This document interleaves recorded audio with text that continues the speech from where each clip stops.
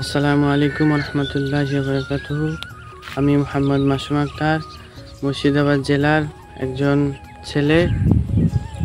আমি মাদ্রাসার একজন স্টুডেন্ট। আমার এটা প্রথম ভিডিও আমার ইউটিউব চ্যানেলের।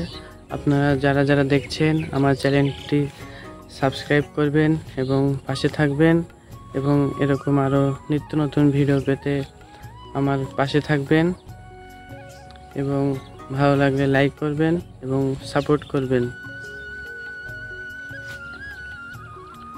আমি এখন আছি আমাদের গ্রামের ঘাট, যেটাকে বলা হয় ঘাটের ধারে। দেখতে পাচ্ছেন কত সুন্দর বিকালের আবহাওয়া। আমার পিছনে দেখতে পাচ্ছেন অনেক পাটকাঠি মেলে দেওয়া আছে, এবং পাট জাগ দেওয়া হয় ঘাটে। দেখতে পাচ্ছেন আপনারা কত সুন্দর একটা আবহাওয়া বিকেলের। দেখতে পাচ্ছেন আমার পিছনে আপনারা।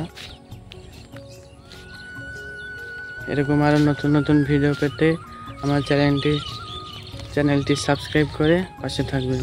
ধন্যবাদ। আসসালামু আলাইকুম ওয়া রাহমাতুল্লাহি ওয়া বারাকাতুহু।